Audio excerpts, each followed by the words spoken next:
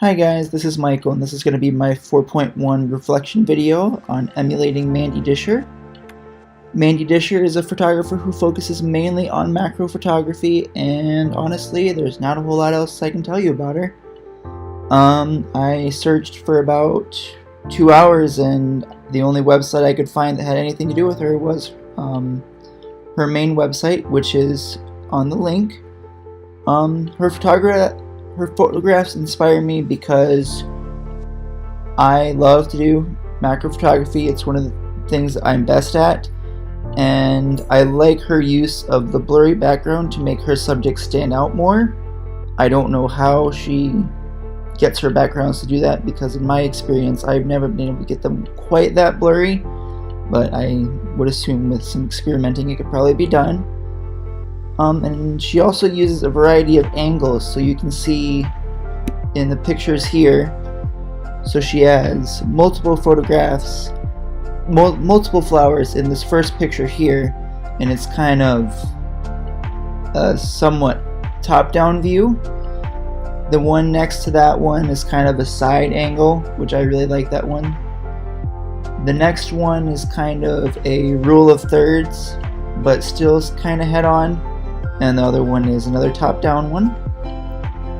So the concept that I had was I wanted to either take a picture of a flower or a plant and have the background be blurry like hers, but what I wanted to try to do is kind of get rid of some of the color in the background to help make the plant pop out more.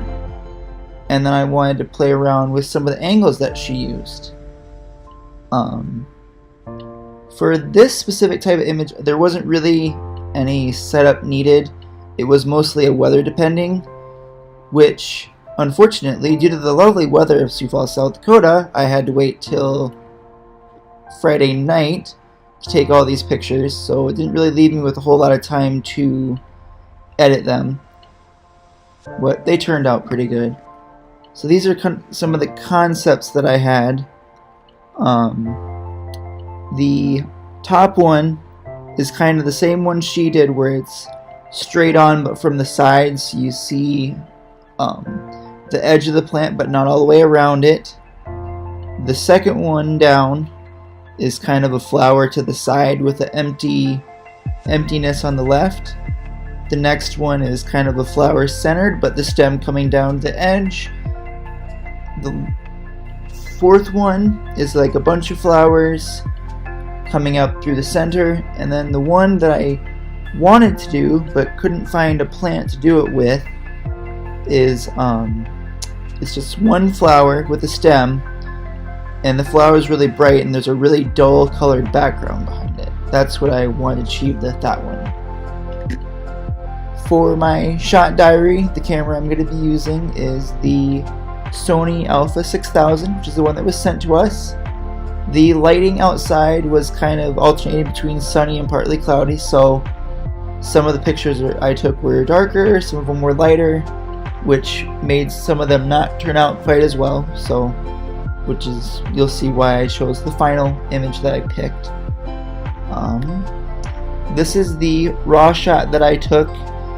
You can kind of see that the blurriness did kind of work, but I tried to enhance it a little more when I edited it, and I ended up naming the picture Bloom.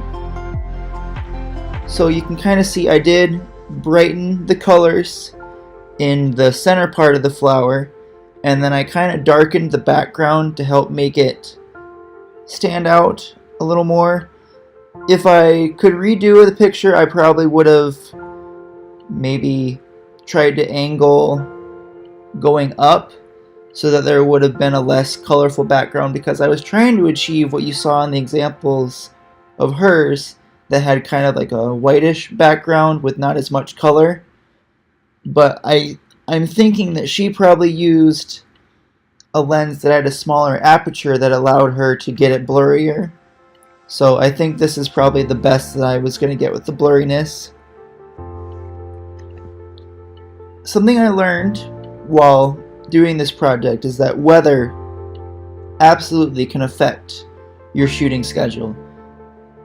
I mean, I was gonna do actually 3 different shootings. I was planning on going to 3 different places and picking the best one that I got. But I think we got about 7 inches of rain all week, and all week except for Friday it was cloudy and had terrible lighting. And something that I have always done, and especially in this instance with macro photography, it's so easy to get something to be slightly out of focus, is taking multiple shots.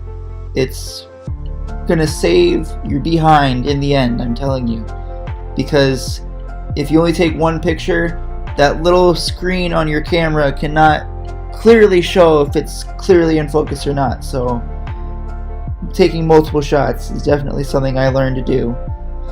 I would like to explore the art of selecting objects, because when I first started out this project, what I wanted to do is take a picture of a plant and then actually cut the plant out and make a duplicate background of the background of the main picture and make it black and white.